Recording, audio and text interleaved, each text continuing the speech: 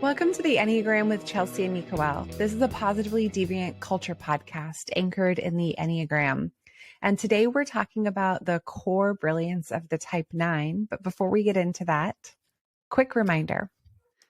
Yeah, every episode, I want to remind listeners that this isn't a prescriptive, fixed tool, and that our conversations are designed to work with the material and ideas in an exploratory way. As long as I've been working with the Enneagram, my knowledge and application continues to evolve, and that's what we're here to do, evolve. Yeah, and we're super excited to, think about what the core brilliance actually signifies for folks who haven't listened to other episodes. So just at a high level, the core brilliance really cuts through a lot of the noise that we hear in terms of the way a lot of the types are packaged as bundles of behaviors. And so the reason we're starting here with the core brilliance of the type 9 is to elevate what the type was designed to do and what this type teaches us. And for listeners, people who are new to the Enneagram, or maybe they know their type, but they want to validate it, trying on the core brilliance for kind of the feel is a really great way to check and see, could this be my type or could it be the type of another person? Because it's an underlying essence that kind of streams throughout all of this person's experiences. That's what we're trying to do is look for the core parts of ourselves that are most deeply inspiring and connected to our kind of existential jobs in the world. It's missing in a lot of the literature and what's being spoken about. So we're trying to fill that gap. Well, I'm genuinely excited, even after all the years we worked together and I've been learning about the Enneagram, to hear your delivery really of the core brilliance of the type 9. I have a few 9s I'm close to. And of course, I've read books and I've experienced all their behaviors and understand a little bit more than maybe someone who's brand new to this in terms of drives and motivations. But this for me, it really elevates the experience of understanding people and their personalities. So let's get into it. Yeah, type 9. Here we go. So 9s teach us most essentially about transcendence. And what I mean about transcendence is that everything belongs. 9s are the ones that understand acceptance, that understand completion and a wholeness in a way that it integrates the invisible and the visible, the physical and the non-physical. And they sit at this place of, there's something that's super essential in terms of an essence of being. And we talked about with 3s being kind of like the core of what it is to become. And for 9, it's actually some essential nature of being, that what is good and okay, and all of it belongs. So this is kind of the highest level of what 9s teach us and the space of a 9. Some of the other things that are related to this, of course, in terms of this existential job, is an ability to understand where everyone's coming from, multiple perspectives at the same time. 9s are gifted with an ability to be the least bias and the most objective out of all the types. They can see different positions, different opinions, and they can recognize everybody's particular point of view, even if they don't agree. And this is something that is huge since most humans, we tend to have pretty extreme bias, right? And it's difficult to be objective. And there's a certain kind of holding that this allows the world and the people around 9s that feels accepted, which I mentioned earlier, like this kind of place of acceptance, of safety, of the least amount of judgment. And so many 9s report that people they don't even know or people they're sitting next to will randomly tell them their whole life story. And it's kind of related to this quality, the quality of feeling understood and feeling safe, feeling seen, feeling accepted. That 9s are often confused by the reality that everybody just seems to tell them everything, and there's this, there, and they don't necessarily want to know all the time. But it is this quality of calmness is also present. The gift of calmness, the gift of equanimity. I would say nines are the most gifted with composure. They're able to stabilize themselves. And I call nines the immovable mountains. Mm. And that all of the chaos and the world's storms and all of the shit that goes on, the tornadoes and all these things, nines can sit there and be in it and not be affected negatively at their best. This is the brilliance, right? That they can sit there and be there's a strength and a calmness and an immovability inside the chaos and the uncertainty of life that nines can just be. And so it's the quality of presence. So this is different than becoming. It's more about what is and being present and connected to everything, to ourselves, to others, to nature. And it's this kind of quality of connection, like an absolute depth of connection, that creates what I think is probably one of the most heroic things. Nines are the only ones that can walk into a room and do nothing, and everyone feels better. And this is what it's about, is that nines, when they're really connected and present to this kind of essential nature of themselves and the essential nature of reality in the world, that it's so powerful that everyone around them feels calm and at ease and like everything is going to be okay. It's a very distinct experience, and it's a tremendous gift of the nine. We've heard them referred to as peacemakers sometimes, but I like how you're bringing some essence of strength. And the immovable mountain is, I think, one of the most beautiful ways that you've described them, because it's not a presence that's unfelt, I guess. And the immovable mountain kind of creates this structural thinking of this effortlessness and ability to just be. And in doing so, put others at rest is another way I would think about being in the presence of a nine. Yeah, it's exactly right. It's the quality of rest, calm, equanimity, peace, serenity. Like these are these are many of the words that are the qualities and kind of essential nature of nines that they provide for the world and ultimately for themselves. And it's related to all of these things that I've listed before, but it ends up coming out in relationships in a way that they can be pretty fantastic mediators. And these are some of the things that are written about that are interesting to note as well. The ability that nines have to be a salve inside conflict, to help others understand each other's point of view, this kind of being a mediator, and also understand the politics really well, because as everyone has their own agendas and their own perspectives and their own needs, nine can see all of that simultaneously and navigate with more ease compared to the rest of us, because they truly understand where people are coming from and why those things are, and then able to address them in ways where everyone wins rather than just one or two people winning. This is what nines are able to do at their best, is, create win-win situations rather than an overly competitiveness of, winner takes all. And so nines can soothe situations, be a solve, be objective, be more expansive in how they understand what's actually going on and all of the variables that are present, and figure out more inclusive ways with the least amount of agenda. And I guess that's something I didn't mention either, is that nines at their best don't really have a personal agenda.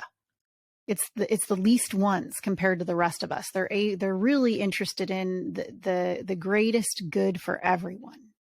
And which is also related, ultimately to this idea of transcendence, where there's always more going on than what meets the eye.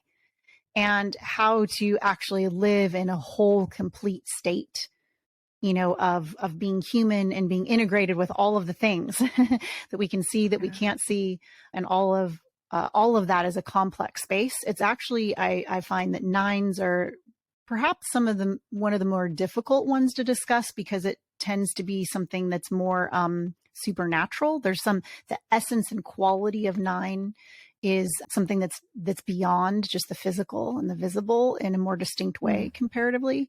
And they come from the instinctual type, meaning gut, right? So part of that, I actually read this quote earlier today, Albert Einstein: "The intuitive mind is a sacred gift, and the rational mind is a faithful servant. We have created a society that honors the servant and has forgotten the gift." I think a lot of what you're talking about is this. It is something that you can't really grasp. It's less tangible, but there's a lot of strength in that presence, as we talked about earlier.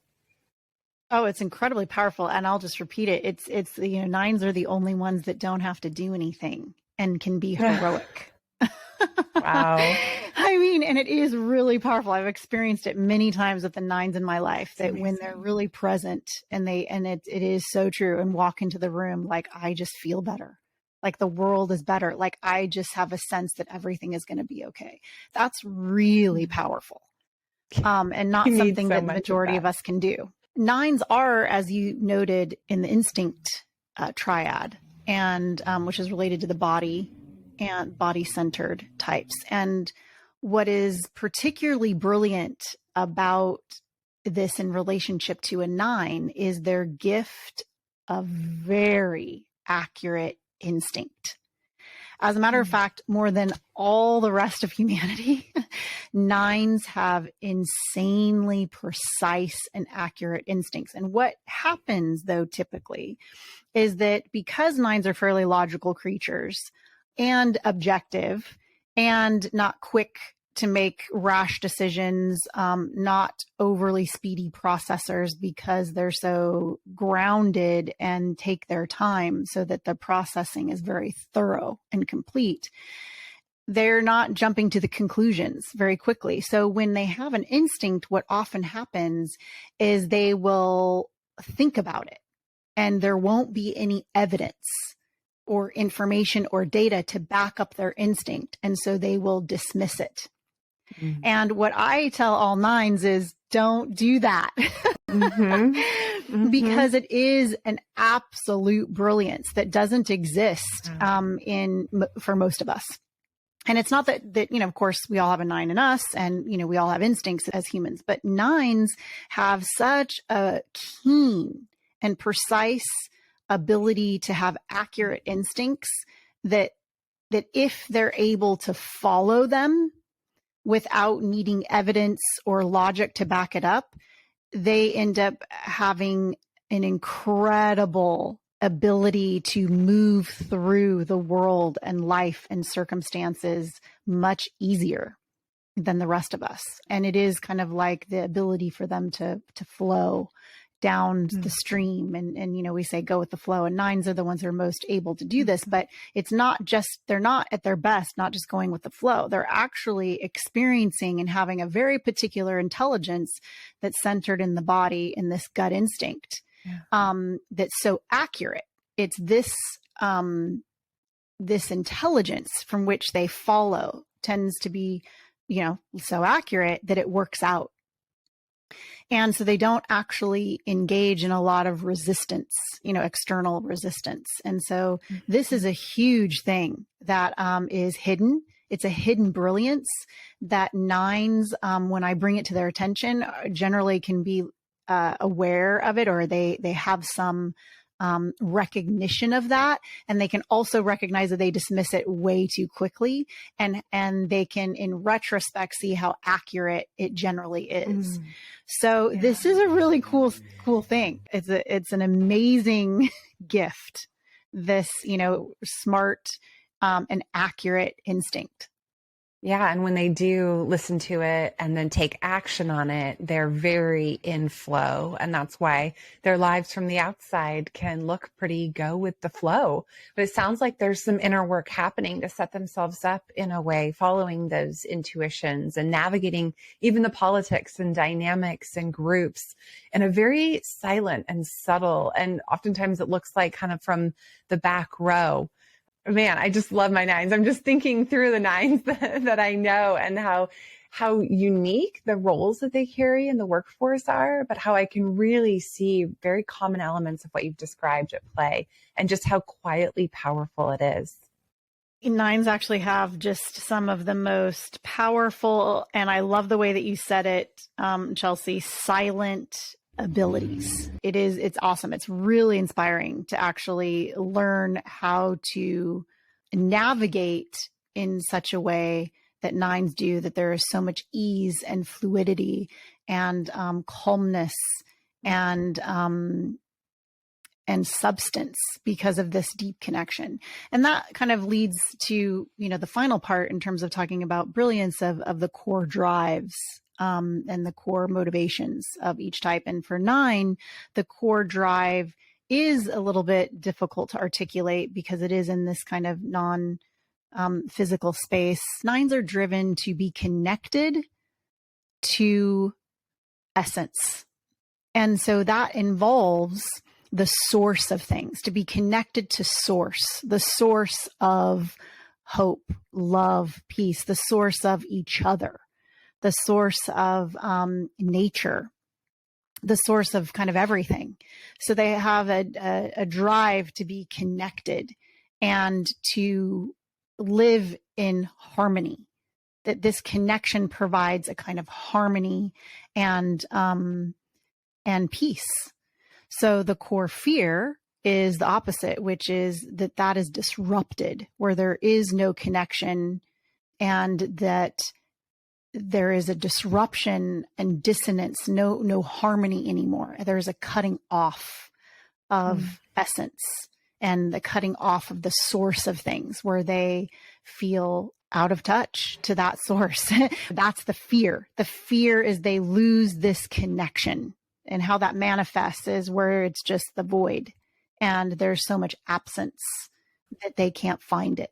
So like I said, 9 sit in a particular ethereal place, right? That's very, I suppose, for lack of a better word, it's more of a spiritual place, which is why they teach us about transcendence, that there's always more to what we see and what we're experiencing.